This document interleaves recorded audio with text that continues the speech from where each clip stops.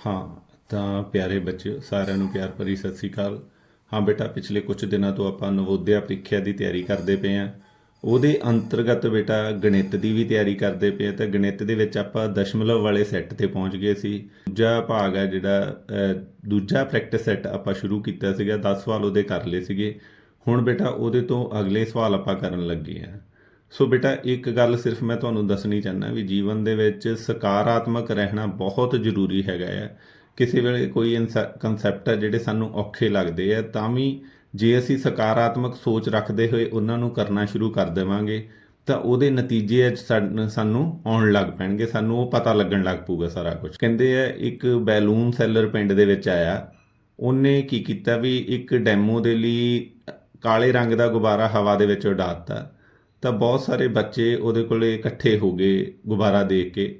ਤਾਂ ਇੱਕ ਕੁੜੀ ਲਾਲ ਰੰਗ ਦਾ ਗੁਬਾਰਾ ਲੈ ਕੇ ਆਈ। ਉਹਨੂੰ ਕਹਿੰਦੀ, ਅੰਕਲ ਵੀ ਤੁਹਾਡਾ ਕਾਲੇ ਰੰਗ ਦਾ ਗੁਬਾਰਾ ਹਵਾ ਦੇ ਵਿੱਚ ਉੱਡ ਗਿਆ, ਪਰ ਮੇਰਾ ਲਾਲ ਰੰਗ ਦਾ ਗੁਬਾਰਾ ਜਿਹੜਾ ਡਿੱਗੂ ਡਿੱਗੂ ਕਰੀ ਜਾਂਦਾ ਹੈ। ਤਾਂ ਉਹਨੇ ਗੁਬਾਰੇ ਵਾਲੇ ਨੇ ਸਮਝਾਇਆ, ਬੇਟਾ ਤੇਰੇ ਗੁਬਾਰੇ ਦੇ ਵਿੱਚ ਕਾਰਬਨ ਡਾਈਆਕਸਾਈਡ ਗੈਸ ਭਰੀ ਹੋਈ ਹੈ, ਤਾਂ ਮੇਰੇ ਗੁਬਾਰੇ ਦੇ ਵਿੱਚ ਹੀਲੀਅਮ ਗੈਸ ਭਰੀ ਹੈ। ਇਸ ਕਰਕੇ ਫਰਕ ਗੈਸ ਦਾ ਹੈਗਾ ਅਤੇ ਇਸ ਕਰਕੇ ਮੇਰਾ ਗੁਬਾਰਾ ਜਿਹੜਾ ਉੱਪਰ ਉੱਡਦਾ ਪਿਆ। ਸੋ ਇਸ ਕਹਾਣੀ ਦੀ ਉਹਨਾਂ ਨੇ ਜੀਵਨ ਨਾਲ ਤੁਲਨਾ ਕੀਤੀ ਸੀਗੀ ਵੀ ਮਨੁੱਖ ਦਾ ਰੰਗ, ਰੂਪ, ਕੱਦ, ਕਾਠੀ ਮੈਟਰ ਨਹੀਂ ਕਰਦੀ। ਮੈਟਰ ਕਰਦਾ ਵੀ ਉਹਦੇ ਅੰਦਰ ਵਿਚਾਰ ਕਿਸ ਤਰ੍ਹਾਂ ਦੇ ਭਰੇ ਹੋਏ ਆ।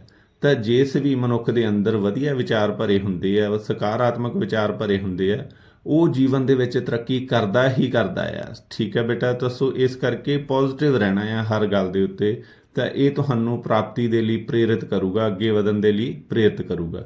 ਸੋ ਆਓ ਬੇਟਾ, ਹੁਣ ਆਪਾਂ ਜਿਹੜਾ ਹੈਗਾ ਆ ਇਹ ਦਸ਼ਮਲਵ ਵਾਲਾ ਸੈੱਟ ਦਾ ਅਗਲਾ ਸਵਾਲ ਸ਼ੁਰੂ ਕਰਦੇ ਹਾਂ। ਹਾਂ ਬੇਟਾ, ਤਾਂ ਆਪਾਂ ਜਿਹੜਾ ਹੈਗਾ ਦਸ਼ਮਲਵ ਦੇ ਸੈੱਟ ਕਰਦੇ ਪਏ ਹਾਂ। ਦਸ਼ਮਲਵ ਦੇ ਸੈੱਟ 10 ਸਵਾਲ ਆਪਾਂ ਕੱਲ ਕਰ ਲਏ ਸੀਗੇ।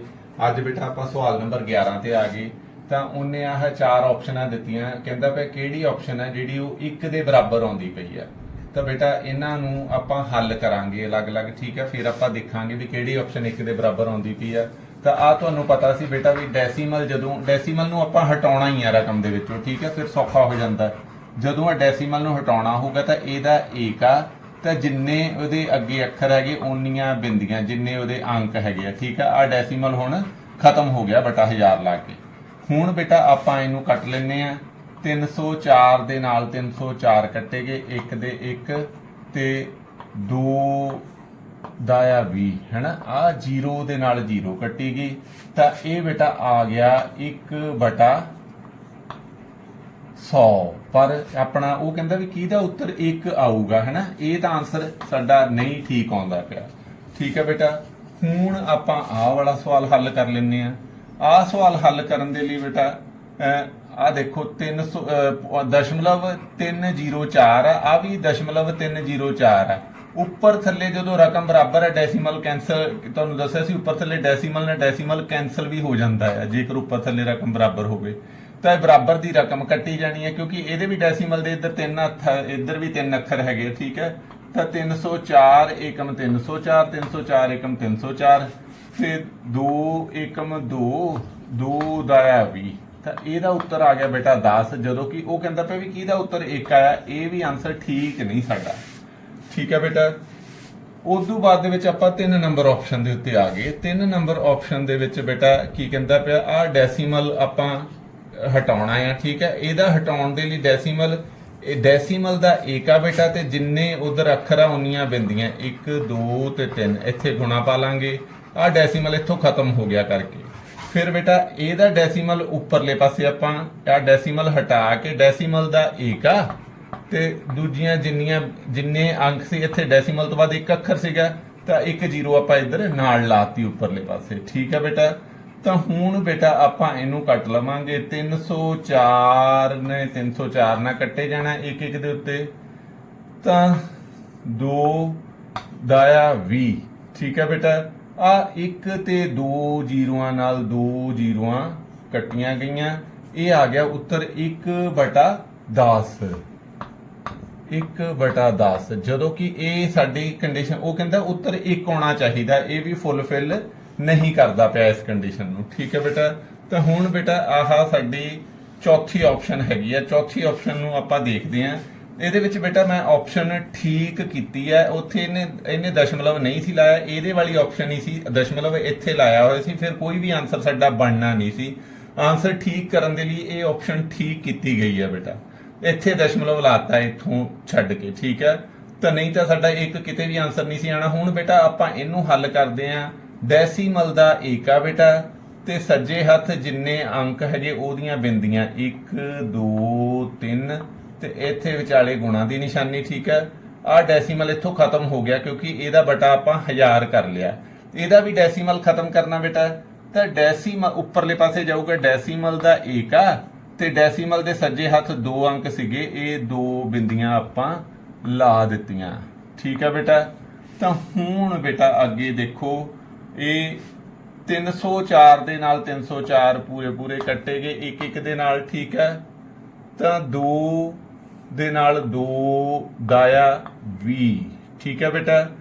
ਹੁਣ ਬੇਟਾ ਇੱਧਰ 3 ਬਿੰਦੀਆਂ ਏਕੇ ਦੇ ਨਾਲ, ਇੱਧਰ ਵੀ ਏਕੇ ਦੇ ਨਾਲ 3 ਬਿੰਦੀਆਂ, 3 ਬਿੰਦੀਆਂ ਦੇ ਨਾਲ 1 2 ਤੇ 3 ਬਿੰਦੀਆਂ ਉੱਪਰ ਆ, 3 ਹੀ ਬਿੰਦੀਆਂ ਥੱਲੇ ਆ, ਉੱਪਰ ਥੱਲੇ ਆਪਾਂ ਬਿੰਦੀਆਂ ਕੱਟ ਦਿੱਤੀਆਂ, ਤੇ ਇਹ ਬਰਾਬਰ 1/1 ਬਰਾਬਰ 1/1 ਦਾ ਬਰਾਬਰ ਹੁੰਦਾ 1। ਤਾਂ ਇਸ ਕਰਕੇ ਇਹ ਚੌਥਾ ਆਲਟਰਨੇਟਿਵ ਬੇਟਾ ਸਾਡਾ ਰਾਈਟ ਆਨਸਰ ਹੋ ਗਿਆ। ਪਰ ਤੁਸੀਂ ਦੇਖੋ ਆਪਾਂ ਇਹਦਾ ਆਲਟਰਨੇਟਿਵ ਠੀਕ ਕੀਤਾ ਇੱਕ ਉੱਤਰ ਲਿਆਉਣ ਦੇ ਲਈ, ਠੀਕ ਹੈ ਬੇਟਾ। ਤਾਂ ਇਹ ਕੈਲਕੂਲੇਸ਼ਨ ਸਾਰੀ ਬੇਟਾ ਤੁਸੀਂ ਆਪ ਕਰਕੇ ਦੇਖ ਲੈਣੀ ਹੈ, ਭਾਵੇਂ ਥੋੜੇ ਜਿਹੇ ਟਫ ਹੈਗੇ ਆ ਸਵਾਲ, ਪਰ ਜੇ ਇੱਕ ਵਾਰੀ ਤੁਸੀਂ ਕਰ ਗਏ ਤਾਂ ਬੇਟਾ ਤੁਸੀਂ ਅੱਗੇ ਵੱਡੀਆਂ ਕਲਾਸਾਂ ਦੇ ਵਿੱਚ ਵੀ ਜਾਣਾ, ਤੁਹਾਨੂੰ ਇਹ ਬਹੁਤ ਫਾਇਦਾ ਕਰਨਗੇ, ਠੀਕ ਹੈ ਬੇਟਾ।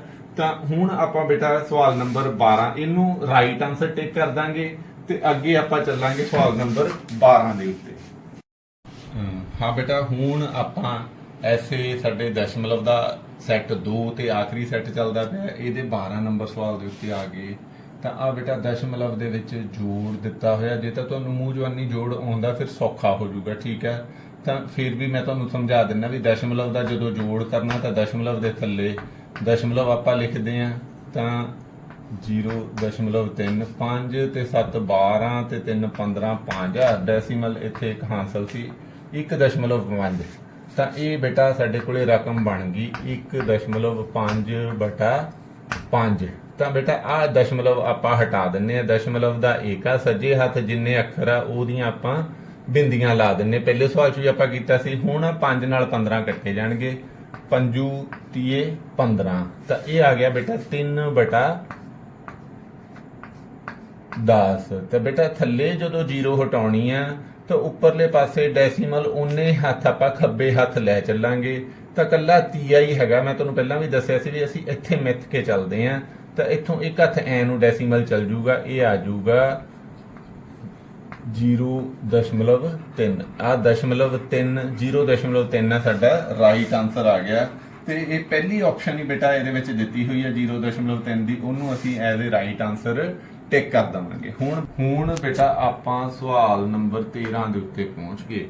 ਸਵਾਲ ਨੰਬਰ 13 ਦੇ ਵਿੱਚ ਕੀ ਕਹਿੰਦਾ ਪਿਆ, ਕਹਿੰਦਾ 3.125 ਨੂੰ ਲਿਖਿਆ ਜਾ ਸਕਦਾ ਹੈ। 3.125 ਨੂੰ ਲਿਖਿਆ ਜਾ ਸਕਦਾ। ਬੇਟਾ 4 ਆਪਸ਼ਨਾਂ ਦਿੱਤੀਆਂ ਹੋਈਆਂ, ਆਪਸ਼ਨਾਂ ਬਟਿਆਂ ਦੇ ਵਿੱਚ ਸਹੀ ਬਟਿਆਂ 'ਚ ਦਿੱਤੀਆਂ ਹੋਈਆਂ, ਤਾਂ ਆਪਾਂ ਆਪਸ਼ਨ ਦੇ ਹਿਸਾਬ ਦੇ ਨਾਲ ਸਵਾਲ ਕੱਢਣਾ ਹੁੰਦਾ। ਤਾਂ ਮੈਂ ਤੁਹਾਨੂੰ ਦੱਸਿਆ ਸੀ ਇਹਨੂੰ ਜਦੋਂ ਬਟਿਆਂ 'ਚ ਕਨਵਰਟ ਕਰਨਾ, ਡੈਸੀਮਲ ਦੇ ਖੱਬੇ ਹੱਥ ਵਾਲੀ ਰਕਮ ਨੂੰ ਆਪਾਂ ਐਜ਼ ਇਟ ਇਜ਼ ਹੀ ਲਿਖ ਲੈਣਾ, ਠੀਕ ਹੈ। ਤਾਂ ਡੈਸੀਮਲ ਤੋਂ ਅਗਲੀ ਰਕਮ ਦੇ ਵਿੱਚ ਆਪਾਂ ਇਸ ਤਰ੍ਹਾਂ ਕਰਕੇ ਲਾਈਨ ਲਗਾ ਲੈਣੀ ਆ। ਉੱਪਰਲੇ ਪਾਸੇ ਬੇਟਾ 125, ਤਾਂ ਬਟਾ ਡੈਸੀਮਲ ਦਾ ਏਕਾ, ਤਾਂ ਜਿੰਨੇ ਅੰਕ ਹੈਗੇ ਆ ਉਨੀਆਂ ਹੀ ਜ਼ੀਰੋਆਂ, 3 ਅੰਕ ਆ ਨਾ, 1 2 ਤੇ 3। ਹੁਣ ਬੇਟਾ ਮੈਂ ਤੁਹਾਨੂੰ ਪਹਿਲਾਂ ਵੀ ਦੱਸਿਆ ਸੀਗਾ ਵੀ 25 ਦਾ ਪਹਾੜਾ ਜ਼ਰੂਰ ਤੁਸੀਂ ਚੇਤੇ ਕਰ ਲੈਣਾ, ਕਿਉਂਕਿ ਜ਼ਿਆਦਾਤਰ ਸਵਾਲ 25 ਦੇ ਉੱਤੇ ਹੀ ਕੱਟਦੇ ਪਏ ਆ। 25 ਦਾ ਪਹਾੜਾ ਆਉਂਦਾ ਹੋਊਗਾ, ਸਵਾਲ ਬਹੁਤ ਸੌਖੇ ਹੋ ਜਾਣਗੇ ਇਸ ਤਰ੍ਹਾਂ ਦੇ। 25 5 125 ਬੇਟਾ, ਤੇ ਇਹਨੂੰ ਜਦੋਂ 1000 ਨੂੰ ਕੱਟਾਂਗੇ 25 ਚੌਕਾ 100, ਤੇ ਅੱਗੇ 0 ਨਹੀਂ ਜਾਂਦੀ ਤਾਂ ਇੱਥੇ 0 ਲੱਗ ਜੂਗੀ, ਠੀਕ ਹੈ। ਤਾਂ ਫਿਰ ਇਹ 5 ਦੇ ਪਹਾੜੇ ਤੇ ਕੱਟੇ ਜਾਣਗੇ, 5 ਏਕਮ 5 ਤੇ 5 8 40। ਤਾਂ ਸਾਡੇ ਕੋਲੇ ਉੱਤਰ ਆ ਜਾਊਗਾ 3 ਸਹੀ 1/8। ਤਾਂ ਇਹ ਬੇਟਾ ਸਾਨੂੰ ਆਪਸ਼ਨ ਦਿੱਤੀ ਹੋਈ ਹੈ 2 ਨੰਬਰ ਆਪਸ਼ਨ ਨੂੰ ਅਸੀਂ ਐਜ਼ ਏ ਰਾਈਟ ਆਨਸਰ ਟਿਕ ਕਰ ਦੇਵਾਂਗੇ, ਠੀਕ ਹੈ ਬੇਟਾ। ਹੁਣ ਬੇਟਾ ਆਪਾਂ ਆ ਗਏ ਸਵਾਲ ਨੰਬਰ 14 ਦੇ ਉੱਤੇ। ਤਾਂ ਸਵਾਲ ਨੰਬਰ 14 ਬੇਟਾ ਧਿਆਨ ਦੇ ਨਾਲ ਦੇਖ ਲਓ ਕੀ ਕਹਿੰਦਾ ਪਿਆ ਹੈ। ਹਾਂ ਬੇਟਾ, ਤਾਂ ਹੁਣ ਆਪਾਂ ਸਵਾਲ ਨੰਬਰ 14 ਦੇ ਉੱਤੇ ਪਹੁੰਚ ਗਏ ਇਸ ਸੈੱਟ ਦੇ। ਤਾਂ ਆਹ ਰਕਮ ਦਿੱਤੀ ਹੋਈ ਹੈ, ਕਹਿੰਦਾ ਇਹਨੂੰ ਜਿਹੜਾ ਹੱਲ ਕਰਨਾ ਹੈ। ਵੈਸੇ ਬੇਟਾ ਸਵਾਲ ਨੂੰ ਕਈ ਢੰਗ ਹੁੰਦੇ ਆ, ਪਰ ਮੈਂ ਤੁਹਾਨੂੰ ਸਭ ਤੋਂ ਸਿੰਪਲੈਸਟ ਮੈਥਡ ਹੈ ਜਿਹੜਾ ਸੌਖਾ ਢੰਗ ਦੱਸਣ ਲੱਗਾ ਆ। ਤਾਂ ਇਹਨੂੰ ਬੇਟਾ ਆਪਾਂ ਦਸ਼ਮਲਵ ਦੇ ਵਿੱਚ ਕਨਵਰਟ ਕਰ ਲੈਂਦੇ ਆ। ਤਾਂ ਜੇ ਕਿਤੇ ਵੀ ਅਧਿਆਪਕ ਨੂੰ ਦੱਸਿਆ ਸੀ ਵੀ ਬਟਾ ਜਿੰਨੀਆਂ ਜ਼ੀਰੋਆਂ ਹੁੰਦੀਆਂ ਏਕੇ ਨਾਲ ਦਸ਼ਮਲਵ ਓਨੇ ਹੱਥ ਖੱਬੇ ਹੱਥ ਤੁਰ ਪੈਣਾ, ਠੀਕ ਹੈ। ਤਾਂ ਇਹ ਬਣ ਜੂਗਾ ਇੱਕ ਤਾਂ 8, 1 2 ਤੇ 3 ਹੱਥ ਐਨੂੰ ਤੁਰਨਾ, ਦੂਜੀ 0, ਤੀਜੀ 0 ਤੇ ਆਹ ਦਸ਼ਮਲਵ ਇੱਥੇ ਆ ਗਿਆ, ਠੀਕ ਹੈ। ਦਸ਼ਮਲਵ ਤੋਂ ਬਾਅਦ ਆਪਾਂ 0 ਲਾ ਹੀ ਦਿੰਨੇ ਆ, ਉਹਦਾ ਕੋਈ ਵੈਲਿਊ ਨਹੀਂ ਹੁੰਦੀ। ਇਸੇ ਤਰ੍ਹਾਂ ਹੀ ਬੇਟਾ ਇੱਥੇ ਦਸ਼ਮਲਵ ਏਕੇ ਨਾਲ 2 ਬਿੰਦੀਆਂ, ਦਸ਼ਮਲਵ 2 ਹੱਥ ਐ ਨੂੰ ਤੁਰੂਗਾ, ਠੀਕ ਹੈ। ਤਾਂ ਇੱਕ ਤਾਂ ਬੇਟਾ 7 ਆ ਤੁਰ ਪਿਆ ਤੇ ਇੱਕ 0 ਤੇ ਇੱਕ ਇੱਥੇ ਦਸ਼ਮਲਵ ਆ ਗਿਆ, ਠੀਕ ਹੈ ਬੇਟਾ। ਫਿਰ ਇੱਥੇ ਦਸ਼ਮਲਵ ਸਿਰਫ ਇੱਕ ਹੱਥ ਹੀ ਇੱਧਰ ਨੂੰ ਤੁਰੂਗਾ, ਤਾਂ ਇੱਥੇ 5 ਤੇ ਦਸ਼ਮਲਵ ਇੱਕ ਹੱਥ ਐ ਨੂੰ ਤੁਰਿਆ, ਇੱਥੇ ਆ ਗਿਆ ਤੇ ਆ। ਤਾਂ ਤਿੰਨਾਂ ਦਾ ਅਸੀਂ ਬੇਟਾ ਜੋੜ ਕਰ ਦਾਂਗੇ। ਤੁਹਾਨੂੰ ਕਿਹਾ ਸੀ ਇੱਥੇ ਜ਼ੀਰੋਆਂ ਆਪਣੇ ਕੋਲੋਂ ਲਾ ਸਕਦੇ ਆ ਦਸ਼ਮਲਵ ਦੇ ਸੱਜੇ ਹੱਥ, ਪਰ ਸਾਨੂੰ ਸੌਖਾ ਹੋ ਜਾਂਦਾ। 8 ਦਾ 8, 7 ਦਾ 7, 5 ਦਾ 5, ਦਸ਼ਮਲਵ ਦਾ ਦਸ਼ਮਲਵ, 0 ਦੀ 0। ਤਾਂ ਬੇਟਾ ਇਹ ਬਣ ਗਿਆ 0.578 ਉੱਤਰ ਆ ਗਿਆ। ਤਾਂ ਇਹ ਬੇਟਾ 0.578 3 ਨੰਬਰ ਦੇ ਉੱਤੇ ਆਪਸ਼ਨ ਦਿੱਤੀ ਹੋਈ ਹੈ। 3 ਨੰਬਰ ਆਪਸ਼ਨ ਨੂੰ ਐਜ਼ ਰਾਈਟ ਆਪਸ਼ਨ ਅਸੀਂ ਟਿਕ ਕਰ ਦਵਾਂਗੇ। ਹਾਂ, ਤਾਂ ਬੇਟਾ ਇਹ ਸੀਗੇ ਕੁਝ ਇੱਕ ਸਵਾਲ ਇਸ ਸੈੱਟ ਦੇ। ਬਾਕੀ ਸਵਾਲ ਆਪਾਂ ਅਗਲੇ ਸੈੱਟ ਦੇ ਵਿੱਚ ਕਰਾਂਗੇ, ਕਿਉਂਕਿ ਬੇਟਾ ਮੇਰੀ ਹਮੇਸ਼ਾ ਹੀ ਇਹ ਕੋਸ਼ਿਸ਼ ਰਹਿੰਦੀ ਹੈ ਵੀ ਕਨਸੈਪਟ ਨੂੰ ਚੰਗੀ ਤਰ੍ਹਾਂ ਨਾਲ ਕਲੀਅਰ ਕਰ ਦਿੱਤਾ ਜਾਵੇ, ਠੀਕ ਹੈ। ਸਵਾਲਾਂ ਦੀ ਗਿਣਤੀ ਮਿਣਤੀ ਦੇ ਵਿੱਚ ਨਹੀਂ ਪੈਣਾ। ਇਹ 4 ਸਵਾਲਾਂ ਦੇ ਵਿੱਚ ਹੀ ਬੇਟਾ ਮੈਨੂੰ ਲੱਗਦਾ ਵੀ ਆਪਾਂ 12-13 ਸਵਾਲ ਆ ਜਿਹੜੇ ਉਹ ਕਵਰ ਕਰ ਲਏ ਆ। ਤੇ ਇਹ ਵੀਡੀਓ ਦੇਖ ਕੇ ਤੁਸੀਂ ਜੋ ਰੱਬ ਰੂਪੀ ਬੱਚਿਆਂ ਨੇ ਸੇਵਾ ਦਾ ਮੌਕਾ ਦਿੱਤਾ, ਇਹਦੇ ਲਈ ਤੁਹਾਡਾ ਬਹੁਤ ਬਹੁਤ ਧੰਨਵਾਦ। ਥੈਂਕ ਯੂ ਬੇਟਾ ਜੀ।